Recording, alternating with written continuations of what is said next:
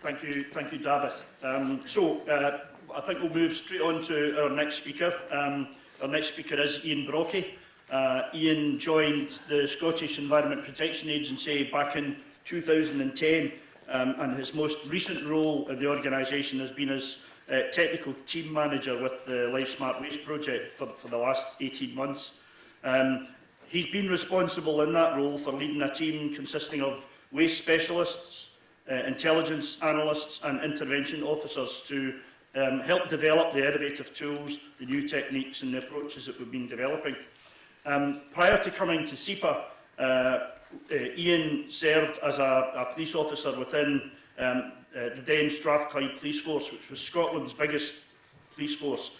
And he had an over 30 years career there. I know he doesn't look young enough or old enough for that, but he had over 30 years in the police service, spending the majority of his service in the area of covert policing.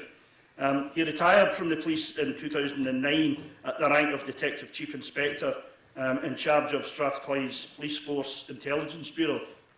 Now, SEPA, when Iain joined, SEPA was a fairly traditional environmental regulator, probably not best set up for dealing with deliberate and organised criminal activity, which we were starting to experience, particularly in and around the waste industry.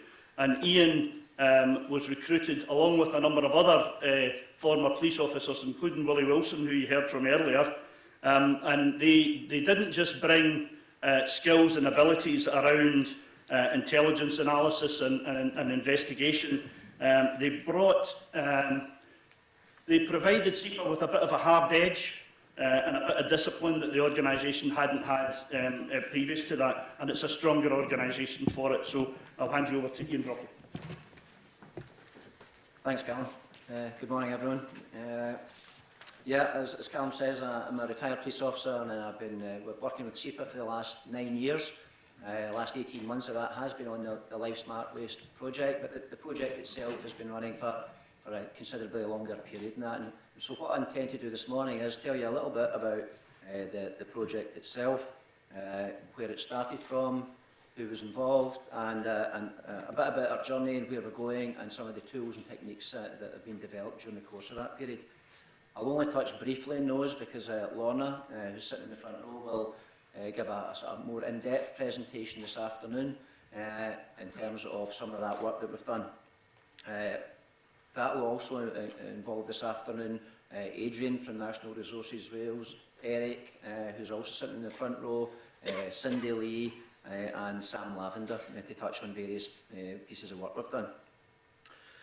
Just before I start on that, though, if I needed any confirmation that what we were doing, and bearing in mind that we set off on this journey some 5-6 years ago, if I needed any further confirmation that what we're doing and what we're doing today is the right thing, I actually got it 2 weeks ago when I attended, along with Joe, the NP and Eurojust conference in The Hague. And it was really, it was in some ways surprising, but it was good to hear in some ways that there's a lot of commonality when you go to these meetings about some of the work that we are doing and what we're trying to achieve through the work that we're doing. Joe spoke about resources, as did Lilian Mercado from Brazil, who was there presenting on wildlife crime. We both spoke about the issue around about resources and the lack of resources, which is something we're trying to address, and hopefully we'll do that through some of the tools and techniques that we're going to talk about. Laura Burke from the Irish EPA, she spoke about getting the right people in the room so that we can make things happen. That's what we're trying to do, and that's part of what we're doing today. Kate Robinson from New South Wales in Australia, she touched on plastics and the issue and how much that was an issue in Australia. And we've already heard David touched on it there, and we'll hear more about it, about plastics and what we're looking to do with that.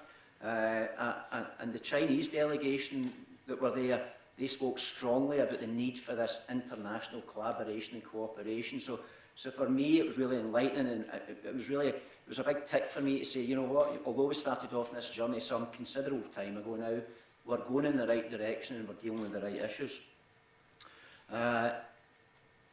All of these areas are linked to why we're here today, and as I say, it brought it home to me that we, together, working together in this collaboration, we can make a difference. The key theme for our conference is this smarter waste regulation and pollution crime enforcement, which brings me back to the Life Smart Waste project itself. So, key to what we'll talk about over the next few days was the work that Willie Wilson, sitting in the front row, and others undertook to kick-start the project. And Willie, for the few of you that don't know him, is latterly SEPA's Environmental Crime International Liaison Manager, which is a bit of a mouthful. We just prefer to refer to him as an international man of mystery. And Willie's still a member of the Pollution Crime Working Group. So around 2012, and I spoke to Willie about this, around about 2012, 2013, Willie and some others within SEPA had an awareness of that emerging threat from waste crime and what it might mean in the future. And we've actually seen in the intervening years since then that this threat and the harm has grown, so it was, we started off from a strong position. And it was large part due to Willie's anticipation and foresight that the need to better prepare ourselves, our organisations and environmental regulators to tackle waste crime was recognised, and so we started off this key piece of work. So with the assistance of Kath Preston and some others within SEPA, Willie and Kath and George Hope and Andy Sullivan, who all work within SEPA, picked this piece of work up and if you like, did the early lifting, did the hard work, got us funding through the EU Commission's EU Life programme, which is the funding mechanism. We got that match funding, and they undertook a huge amount of work to get us to where we are here today, having our final conference. During this time, or during that time, the phrase "challenging waste stream" was born, and what we mentioned by that, what we mean by that, is it's hard to treat, low value, and Susanna touched on it on her video early on, and that's been one of the sort of cornerstones of what we've been trying to address, trying to deal with, and that's where much of our work has been focused, dealing with these challenging waste streams.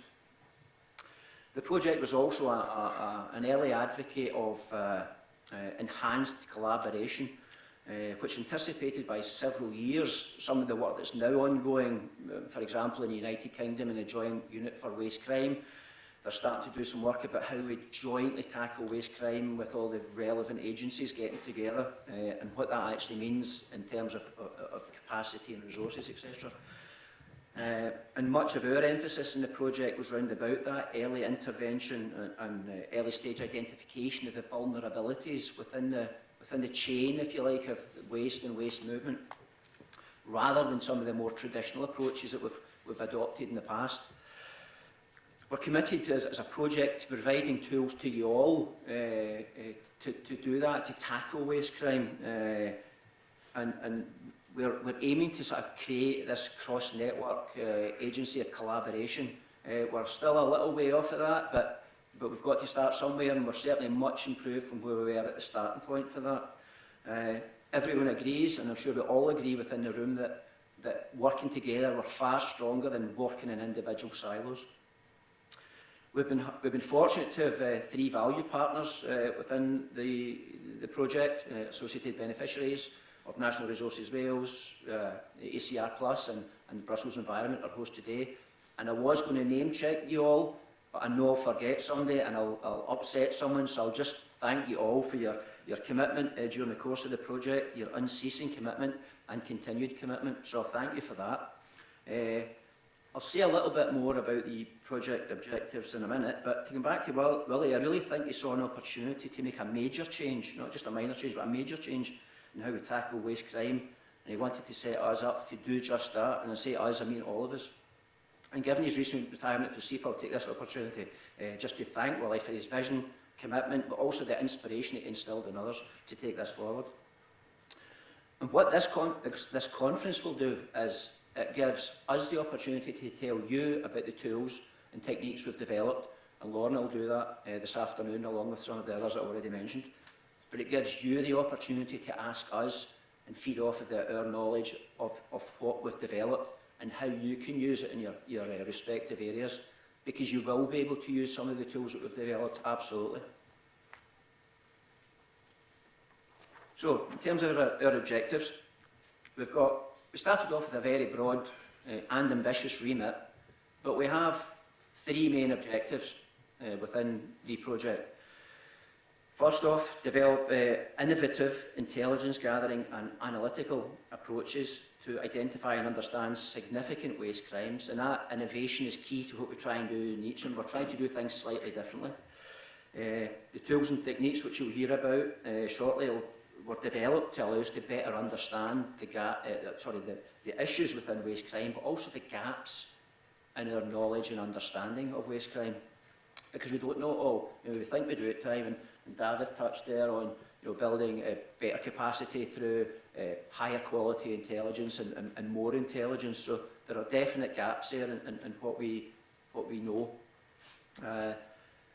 Second objective was to design innovative intelligence-led interventions, specifically with regard to the challenging waste streams, and that's that phrase again, problem waste operators and illegal waste activities. And so far, we've finalised two of our interventions.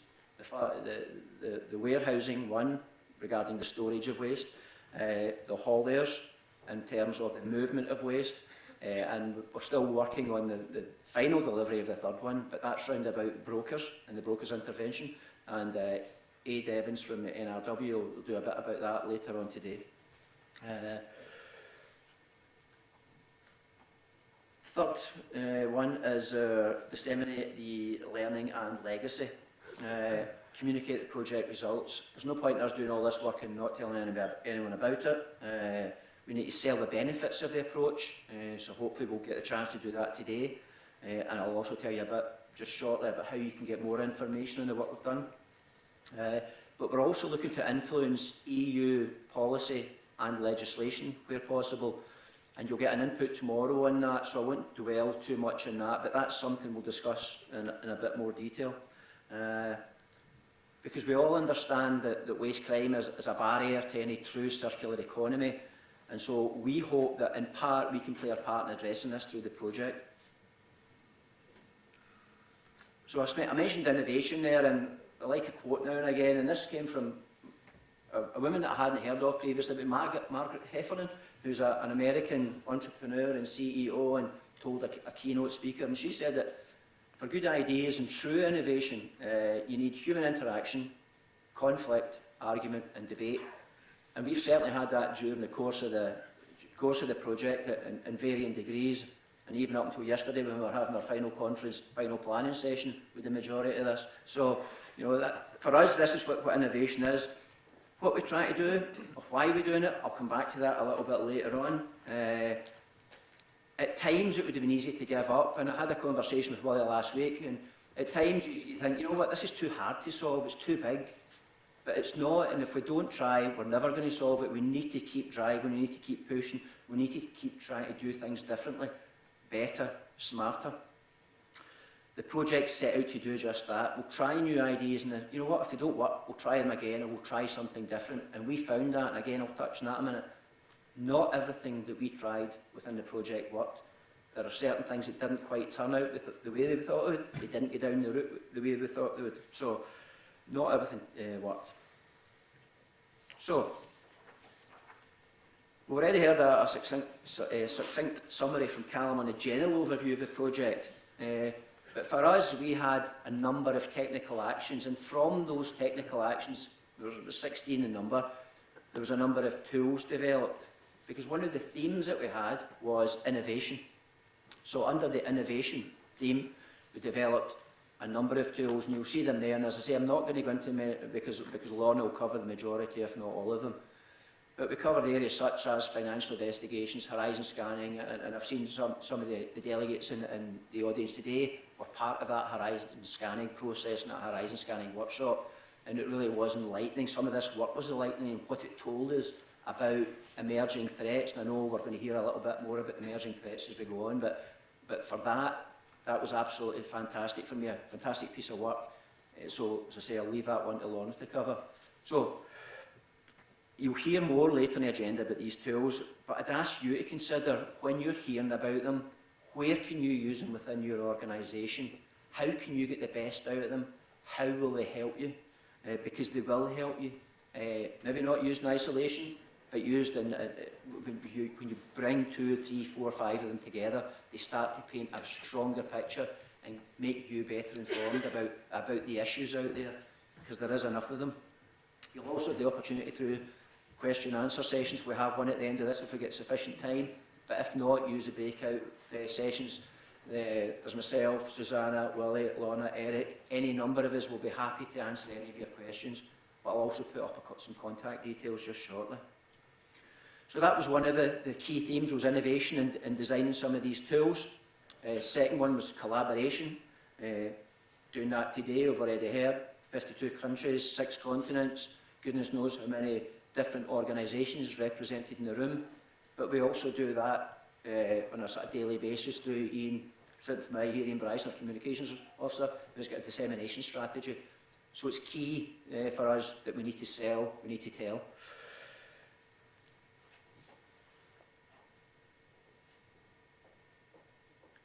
In terms of information, if you're needing further information, you want further information, if you go to our LifeSmart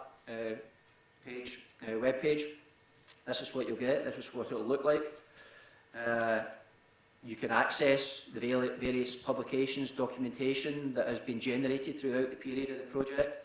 There's a newsletter there that you can register for, and that will keep you up to date. You will get, once you've registered, you'll get that newsletter sent through to you. That will let you know where we are in the project, what's still ongoing, what we've completed, and then you can start to draw the information that's of use to you. When you click on the project publications, this is the sort of screen you'll get. Thereafter, on the right-hand side, you click on whatever publication it is you need to see. If, for any reason, you can't access it, some are by request only, for reasons of the technical aspects of them. So if there is anything that you want access to, you would like access to, you can request it, and we can deal with your request there and then. So, our current focus, back to the collaboration theme I mentioned earlier, we're doing some really close work, and Davis already mentioned it, with INTERPOL. It's really important, it's a key piece of work, and it's absolutely topical in terms of the plastics.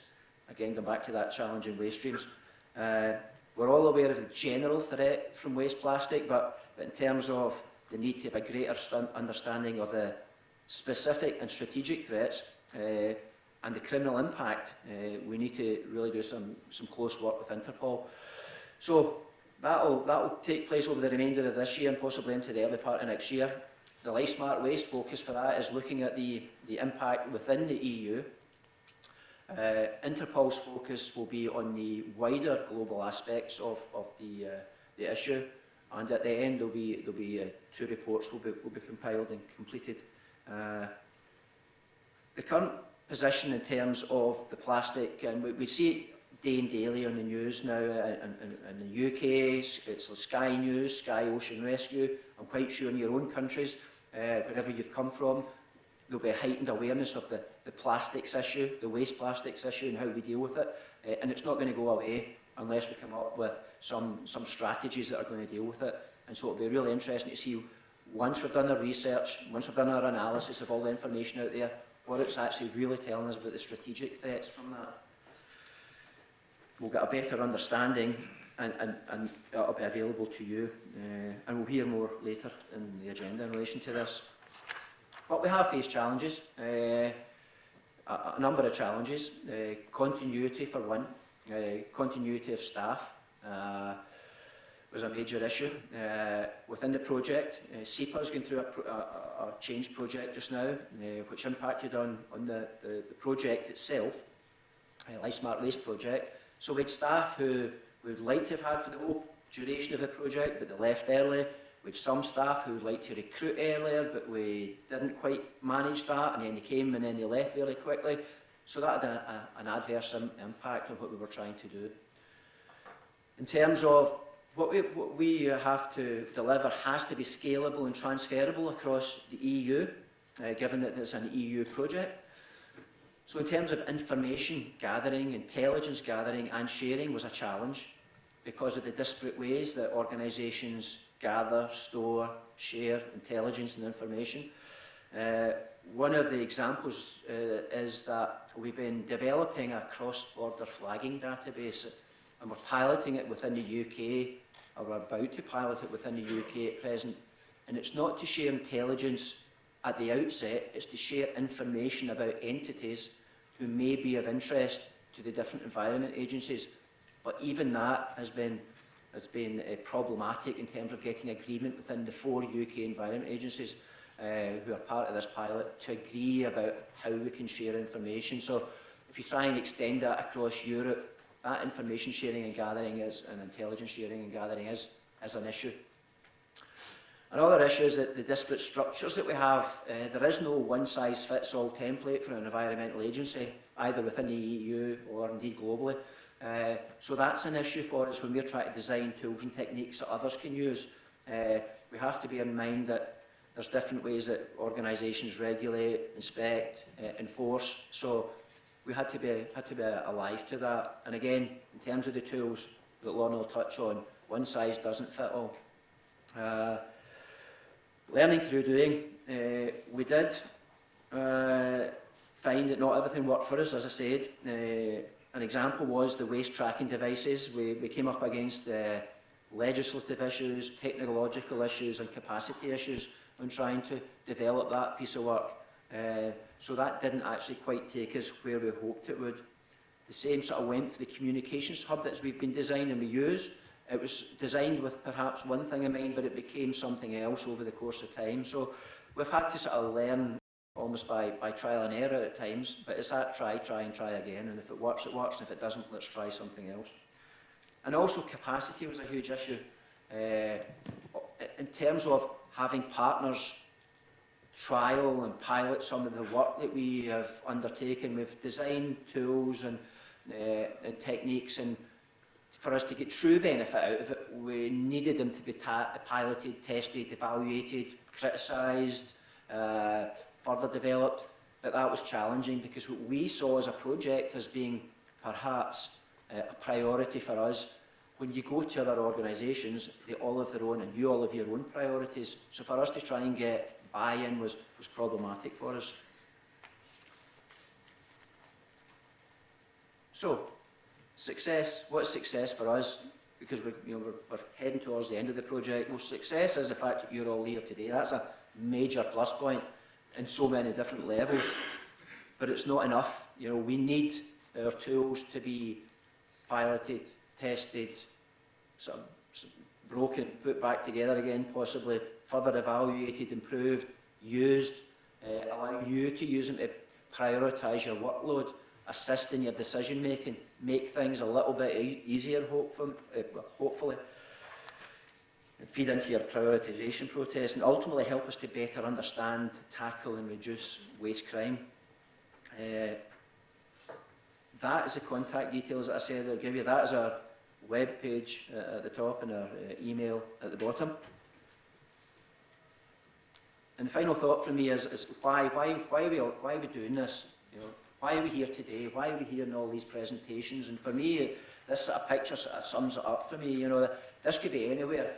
I've heard stories, and not stories, there's facts out there that tell you that municipal waste from the United Kingdom is ending up in Malaysia and beyond from local authorities in London. So the UK's waste is finding its way out illegally onto illegal waste sites. So this position that we've got here is, for me, it's unsustainable, it's untenable and it's unacceptable, and I'll just leave you with that thought. Thank you, Kel.